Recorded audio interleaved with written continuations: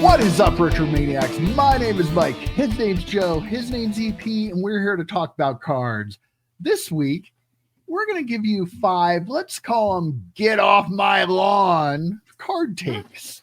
You know, these are things that old school collectors, you know, people like me, have in mind about card collecting, things they just won't budge on. We are going to go around round robin style here and say whether we agree or disagree with these get off my lawn card takes. Just give us a thumbs up or thumbs down. And just move on to commentary.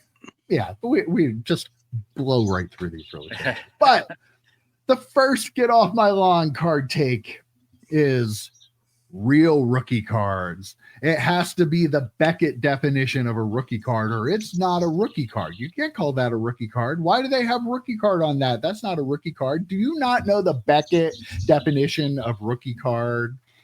That's right. If it's not the first pack pulled from a major release, it's not a rookie card. Joe, do you agree with this take or do you disagree with it? Oh man, this is tough. Damn it. It's tough. I'm going to disagree. I'm actually going to disagree. If it came out the rookie year, I know, it's not part of the set. It's not a rookie card. It came out the rookie year. What's the difference between a card that has, number 152 and card that has S3? They all came out at the same time. And by the way, nowadays, most cards don't come out people's rookie years anyway. So really, what's that matter?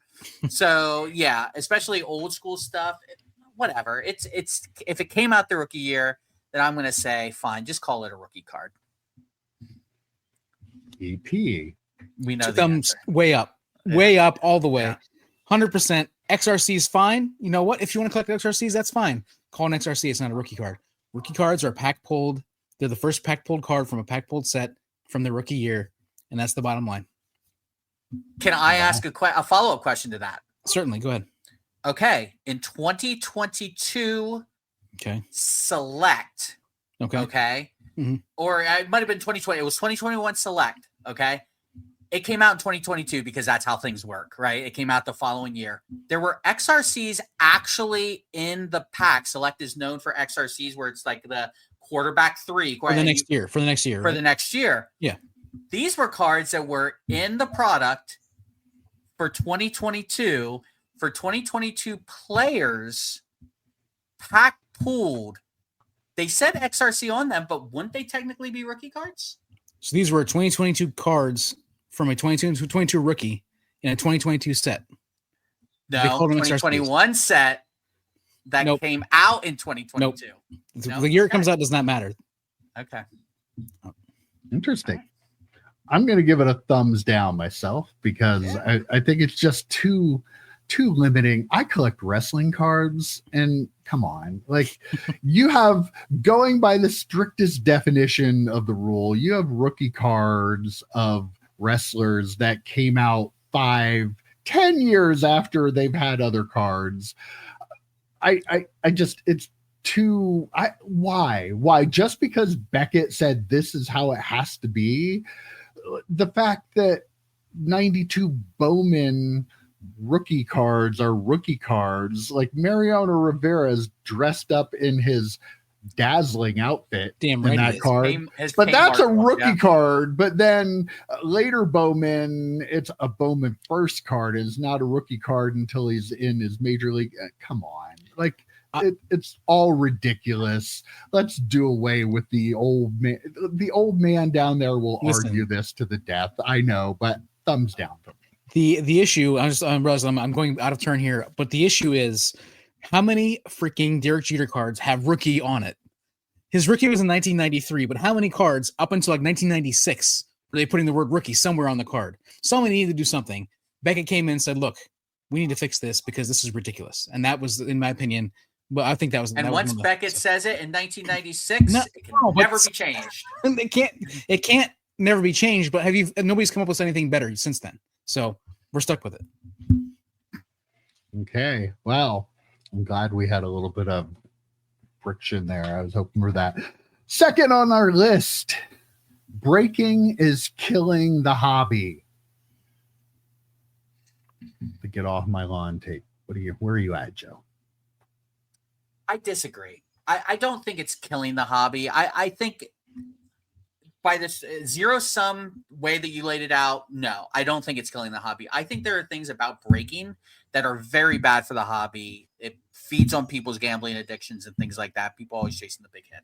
But in its purest form, I think breaking can be a good thing. I mean, people can't afford, box prices are very expensive. People can't afford to buy a box. Maybe they can buy something where they get into their favorite team, or maybe they can just do a random team and maybe hit something good, and they're willing to pay out a small portion of a 1/32nd of a box versus paying for the whole box.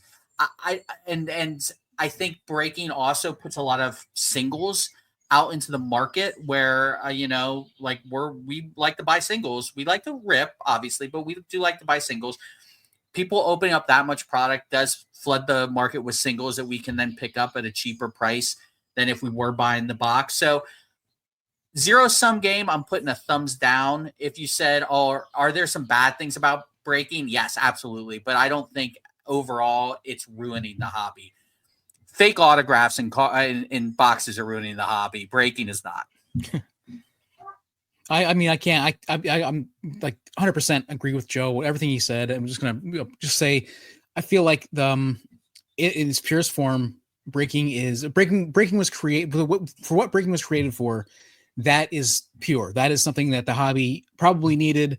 So like Joe said, a way for people to get the cards they want to get without having to pay for an entire box.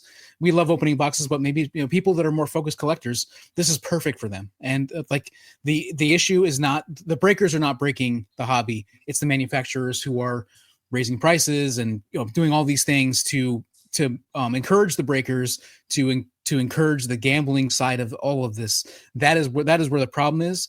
But breaking itself in its purest form, like Joe said, it is hobby. It's an awesome way to hobby. Yeah, this is a tough one because it's kind of both. But if you have to pick one, I guess I'm going to have to go thumbs down. I don't agree with it either. But yeah, just like you guys have been saying, there are bad things. The gambling addiction. It's just the focus on breaking is what the problem is to me. It really changes the way. I don't think breaking shouldn't be there because some people enjoy doing that. I participate in breaks every now and then too. It's fun to be part of, fun to see if you're going to hit something. It's a different way of opening a box. Yes, I agree on that. And like Joe said, it does bring a lot of singles to the market. So it gives a lot of opportunity people who don't want to spend tons of money ripping boxes to try to get stuff. They can build a pretty nice collection and the cards are available. But I mean, the focus on it and so much product going to it, and it does increase the price of boxes, even though people will argue with you that it doesn't. It does. There is a downside to it, but I can't say it's killing the hobby because this hobby has always had stuff going on in it that people didn't like and some people do like, and they're going to fight about. So I give that a thumbs down. We even had a break on this channel to the point that we've been making. That's breaking its purest form. We bought a case. I got the price for the case and I divided it by 12 plus shipping. I mean, that is breaking in its purest form. So for that, I can't say it's ruining the hobby because the stuff like we did on our channel, I think is what the founders intended when they started creating breaking. Right? Capital F founders, right? Yeah, the capital F founders. All right. The third get off my lawn card take is true collectors don't sell cards. Joe, where do you stand on this? Okay, I am going to give this a thumbs down. But while I agree, it is ridiculous to hold people to this unholy, ridiculous standard that, if you're a true collector, you have to do X, Y, and Z. Or if you're a true collector, you don't do this or do that. I think I hate people's definitions of true collectors more than I think true collectors have to abide by a definition, if that makes sense. Like I hate the people who define someone as a true collector versus, the true collectors don't sell, true collectors don't do that, true collectors don't do this. Collect however you want. For myself, if Mike, if you would have changed the thing to true collectors, if they sell a card, they just keep the money to buy, pay their electric bill. I like that. Maybe I would agree with a little bit more. Like when I sell cards, and I do sell cards, I consider myself a true collector. But when I sell cards, I put it back into the hobby, right? Like I take that money that I sold that card for and buy another card. But I don't think true collectors can't sell anything, because then at some point you're going to run out of money. Like you can't just keep buying and buying and buying and buying. And space. Why not? And space, right? Yeah, Right. Yeah. EP's that's more an EP thing. But at a certain point, you have to sell something, right? So to define a true collector as someone who never sells anything, that's my issue with that. I mean, you could put a little caveat there. If you're going to sell something, maybe put it back into the hobby, maybe put it back into your collection. But yeah, by and large, I'm just saying, if you're a true collector, define that for yourself. I think don't have someone else define it for you. EP? Easy. Thumbs down on this one, 100%. Joe, there are people who, if you have a PSA 6 Mickey 52 Mickey Mantle, but all of a sudden something happens and you need a new car or you need a new house because a hurricane hit or something, like selling that card to fund it is something that even a true collector would do, just because it's a responsible 100%. Thing to do, right? Like that's, I mean, so the thing that bugs me about this take is the word true collectors. I feel like the douchebags who use this word, they are people who are trying to elevate themselves by tearing other people down. And I'm one to sell cards. I love selling. I've said before, I love collecting and selling and shipping, all the parts of that are part of this hobby for me. I love all those parts equally, and that's why I love this hobby the way it is. But I also feel like if somebody thinks of me as not a true collector, then they don't actually know who I am. They have nothing about me, even though I sell so many cards on eBay and card shows, that sort of stuff. And Twitter stack sales, I haven't done one of those in a while, but like I sell so many cards, but to think of me now as a true collector, like that'd be ridiculous. But there are a lot of people out there who believe this take and would say that. Okay, I'm going to go with a thumbs down too on it, because I sell a lot of cards. So like maybe I'm not a true collector. Maybe I'm not. I don't know. But I was a dealer, so I'm always going to be a card seller. It's kind of hard for me to transition into never selling it. I enjoy selling stuff. Like that's part of my enjoyment of the hobby, is finding stuff and selling it to people who collect that player. It might sound dumb to some people, but I enjoy that. I get a lot of enjoyment out of that. I put a lot of time into doing that. So, but I still love the stuff I have. The stuff I have in there, I love it. And I probably won't sell it, but I might. Like there's always a price. If somebody wants to give me a certain amount of money, I'm never going to be like, well, no, that's my collection. I'll be like, yeah, here, I'll go get another one. But yeah, I have to go with thumbs down on that one. So, I was going to ask you, how many cards have you sold from that case?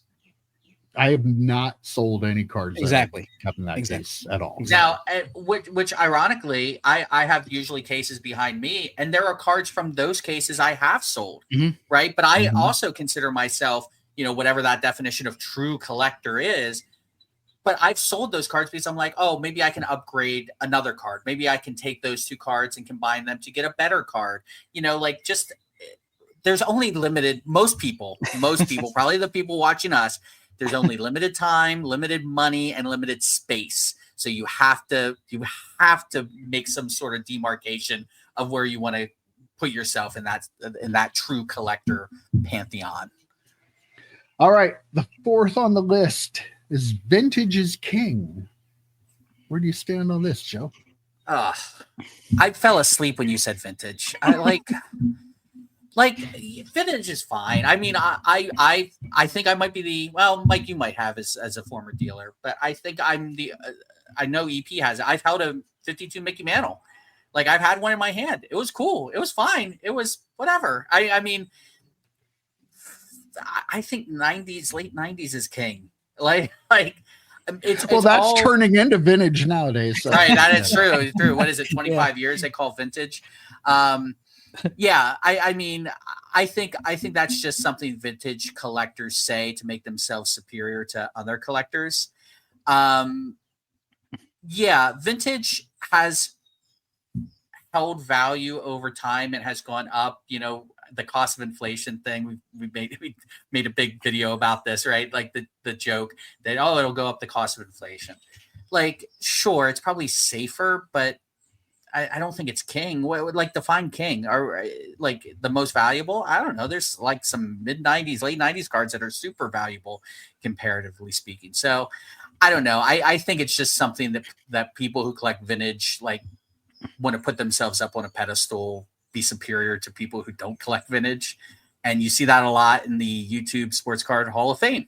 That's kind of their thing, right? I never heard of that before. Yeah. BP.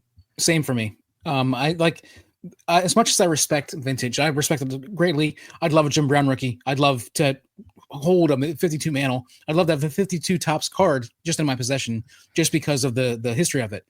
But I do not get these. I get so much excitement when I'm going through a stack of cards and I find a 1997 insert that I remember from then, a 1998 insert from then, a 2000 insert from then. Like those cards, there's something special about those, and so it's not ultra modern, but the modern stuff to me gets. You have to think about what gets you more excited in the hobby, and for me, and for I'm guessing for all of us, it's that modern stuff. It really kind of gets us excited more so than the vintage, even though vintage is great. Ready to have your mind blown? Oh. Oh, look at that. I mean, he is the oldest one here, EP. That kind of Mike is he also owns the Gretzky rookie card, so yeah. like that might play a part in it. So I am not a vintage collector, nor have I ever been, but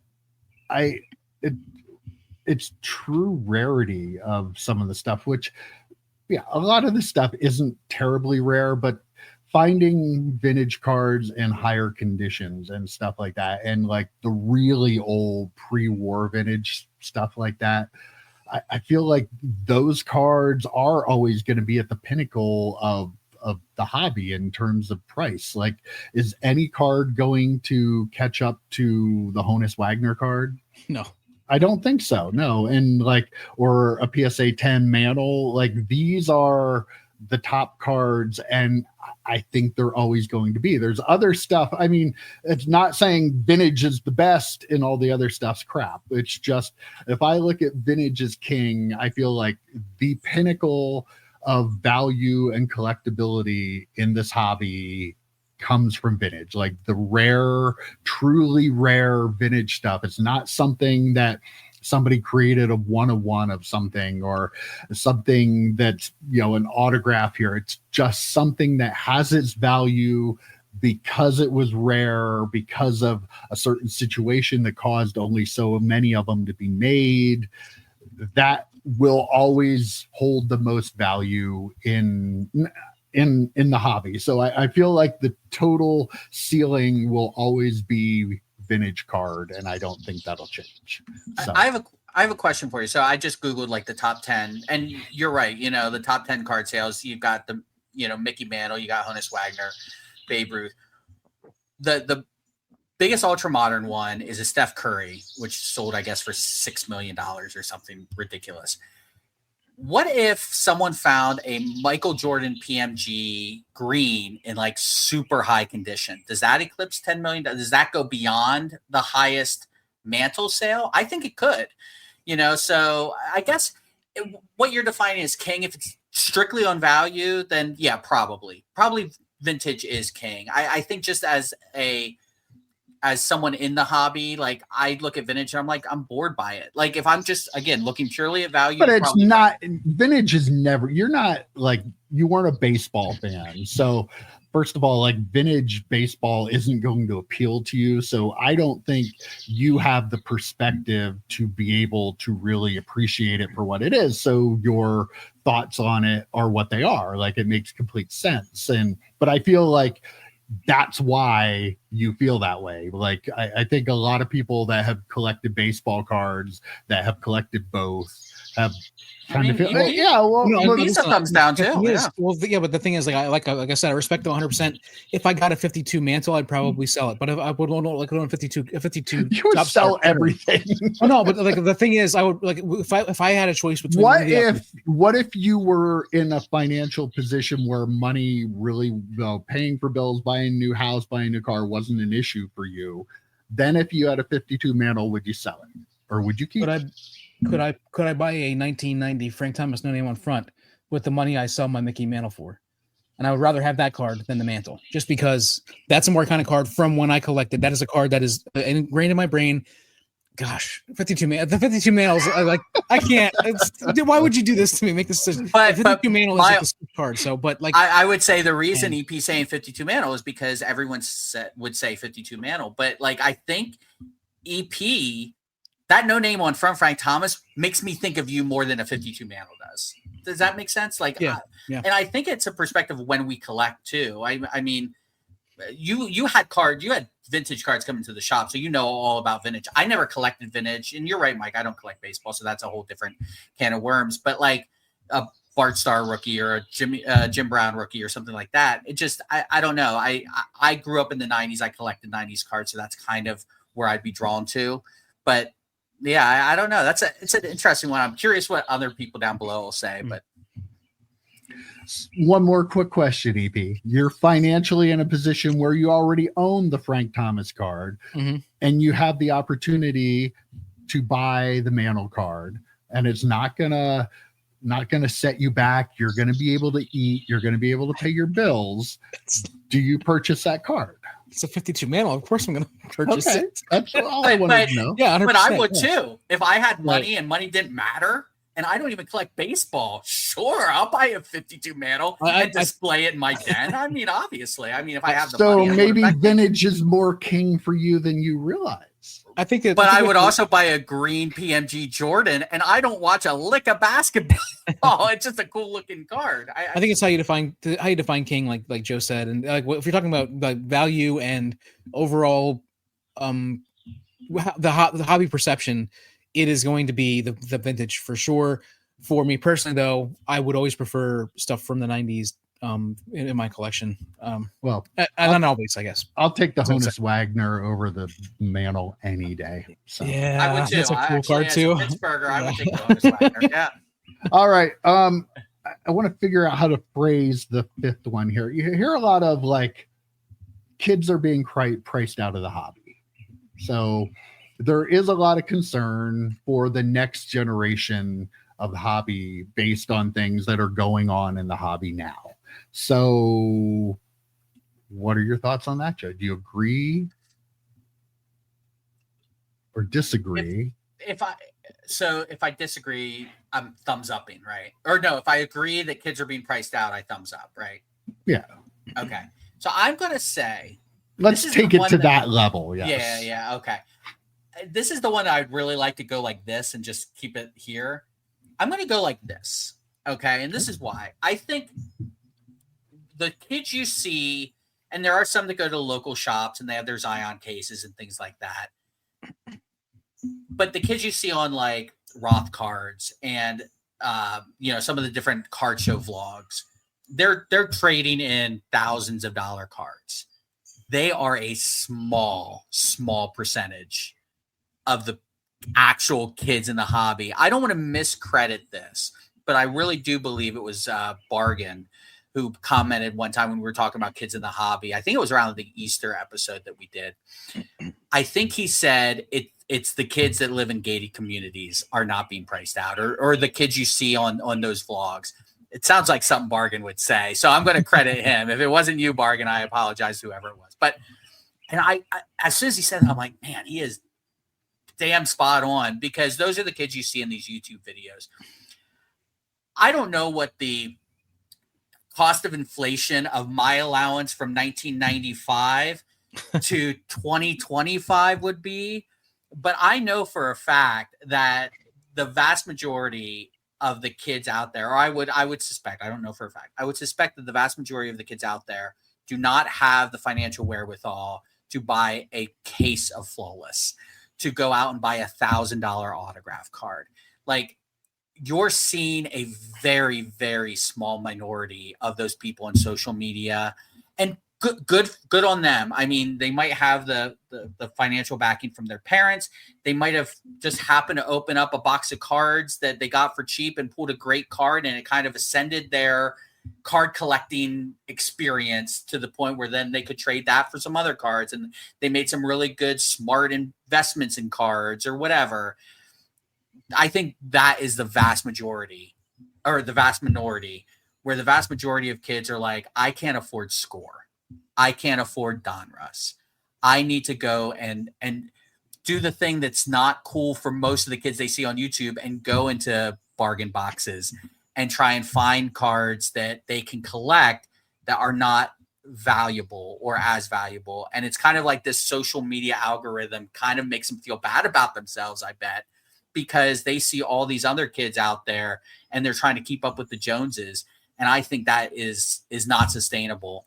So yeah, I'm going to give it a thumbs up, because I think the vast majority of kids, the ones we don't see on YouTube and on social media, are priced out of this hobby, and they're not going to be able to get anywhere near what some of these kids are putting in their Zion cases.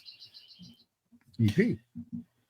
Like I want to do this too, right? I want to argue both sides 100%, but I'm going to agree with Joe and say thumbs up, even though I think there are plenty of avenues for any kid with even just a small amount of money to collect in the hobby and do things. I think there are millions of ways to collect, but like Joe said, the issue is the social media, the way everything is, the way the hobby is right now. They see kids dealing in $10,000 cards, and they think, well, I can do that too. Or they think, if I'm not doing that, then I'm not going to do it at all. And I think that is part of the problem. So maybe the problem isn't that they're priced out. It's that they are the society has told them they're priced out, where they're like with what, Mike, like you and me, we can go into a quarter box and we can buy a bunch of cards and sell them for $1 a piece. And we can make a ton of money off of that, enough money to buy one of these decent Saquon, like I say, a PSA 10 Saquon Barkley base rookie card. You know what I mean? Like we can get these cards and have these really high end cards by doing the work. But I think the way social media, the way everything works right now, kids are in a position where they are not shown that they can do this. All they want to do is they want to get from A to Z without doing the work, and they want to just be able to do that. And then this hobby has made it so we can't do that. And back in the day, we were able to open boxes of cards, hobby boxes, whenever we wanted, because they were relatively cheap. And if you got every once in a while, you pull something great, you pull something amazing potentially. If you open enough of them, of course. That's not an option right now, because you're looking at $500, $600, $1,000 for a box of anything decent. So I agree they're priced out just because of the way our society is right now. Okay, this one I had to think about a little bit, but I think I have a unique experience myself, and it's going to be, maybe I sound like a hypocrite, because I'm going to talk about, a lot of people just giving their own anecdotal experience. Oh, I see kids at card shows all the time. That's true, right?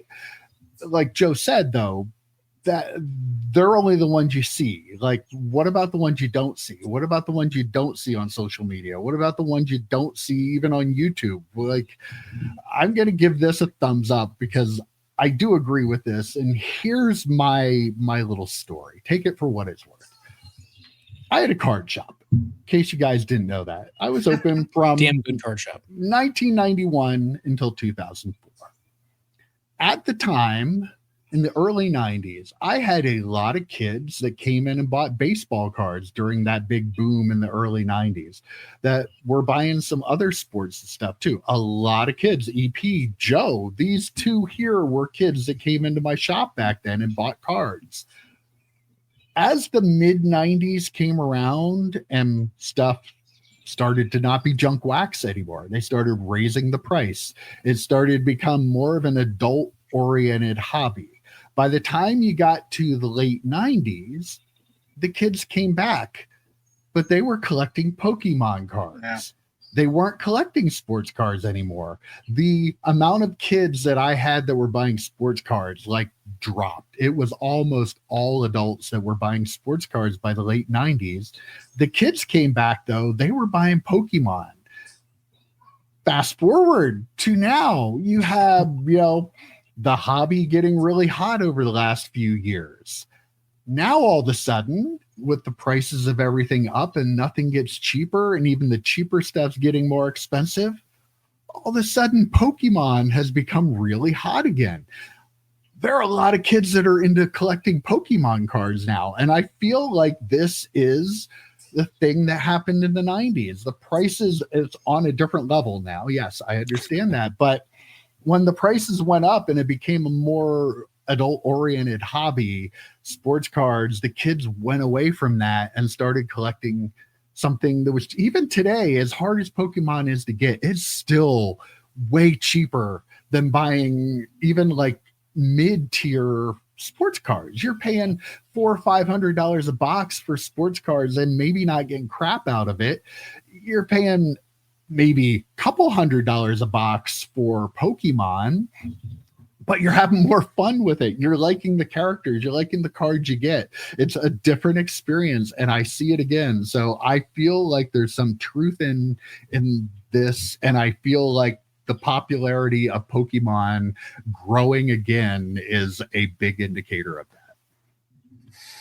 Yeah, I like you said, if you said kids are priced out of cards, I probably would have given that a thumbs down, because there are other avenues. Pokemon's a great example. Lots of non-sports that kids I know are into as well. Obviously, V-Friends, everyone's into that, but can't afford that stuff. Yeah, can't afford that stuff.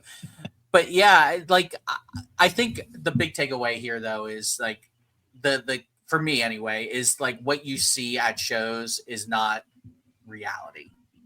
And I think too often, especially young adults, are way too they're way too influenced by social media that, you know, they feel like they need to do that. But yeah, Pokemon though might be a way for them to not be priced out as much of the hobby, but they're probably still priced out of sports cards. EP, you see it at the shows though, like the younger kids are tons of them around the Pokemon tables, Yes, and 100%. they're not looking at the sports card tables. So I think it's an absolute shift. Yeah, it is 100%. Thank you for your take, Mike. That was awesome. Like my question, like as you're talking about, I was thinking to myself, well, I mean, Mike has this, like we all know this hobby is like very cyclical, right? There's a lot of cycles that happen very similarly over the course of the years. And so, what do you, as somebody with that perspective, what's next? Like, what happens after this Pokemon? Like, I mean, this is not part of our five takes here, but this is kind of its own thing. Pogs. But I mean, what Pogs? Clearly, it's Pogs. No, Pogs were before Pokemon. Before Pokemon. Oh. Somehow we missed the Pog craze this time around. The Pog reboot. Maybe I should bring them back. Maybe there's an opportunity. That's what it is. Yep. Oh, dude. Oh, there's probably. I bet you put those on eBay or whatever, people will be buying those things. I have an OJ Simpson slammer somewhere. Hashtag bring back Pogs. Let's start the movement today. All right. Well, as always, if you're watching and you're still here, let us know what you think. We want to know what you do. You agree? Yep. Thumbs up, thumbs down. Yeah, just post pictures of yourself posting thumbs up or thumbs down. Ow, I just hurt my shoulder doing that. So I'm not as old of a man as I thought, though, because I only had 2 thumbs up on these. So Hey. 60% young. That's me. All right, guys. That was a lot of fun. We'll see you next week. Take care, guys. See you, boys. See ya.